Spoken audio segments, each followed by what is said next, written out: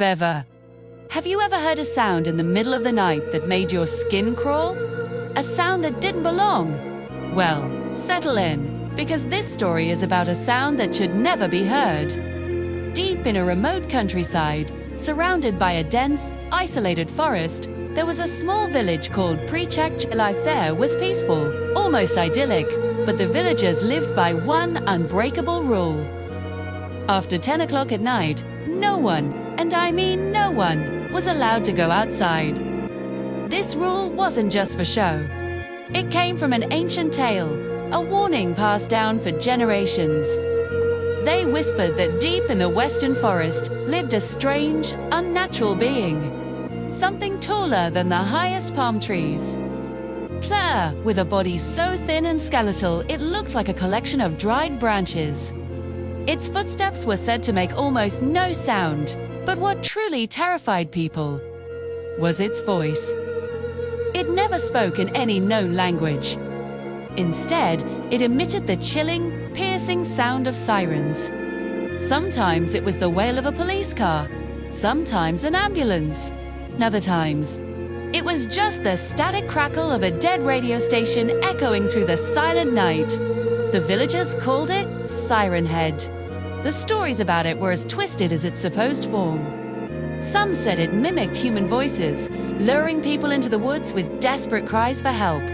Others claimed it could stand perfectly still for hours, camouflaged among the trees and old telephone poles, just watching. And a few believed it was once a guardian spirit of the forest, now twisted by some ancient hatred into something hungry, something that hunted. Now, in every village, there's always one person who thinks they know better. In Prae Chak Cherk, that person was a curious teenager named Hughes, tired of the old stories and wanted proof of the creature, something real to show his friends and shut down the rumors.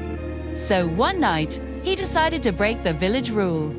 At exactly 10:30 p.m., armed with nothing but a cheap, dim flashlight, he slipped out of his house and started walking toward the western forest.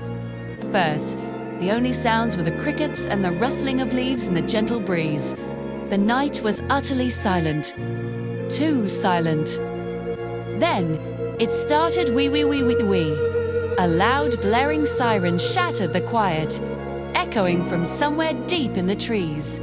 Dara froze, his blood turning to ice. The sound wasn't moving away. It was getting louder and closer. His hand trembled, and the beam of his flashlight flickered erratically. The shadows of the trees around him seemed to twist and writhe, playing tricks on his eyes. Then he heard something else, a voice. It was faint, but clear. "Please, help! Help me!" It sounded like someone in trouble. But the voice was all wrong. It was flat, cold, and completely devoid of emotion. It sounded recorded. With a shaking hand, Dara slowly lifted his light, pointing it toward the source of the sound. And that's when he saw them. Between two massive trees, two enormous metal sirens were glowing faintly in the darkness, and they were slowly turning toward him.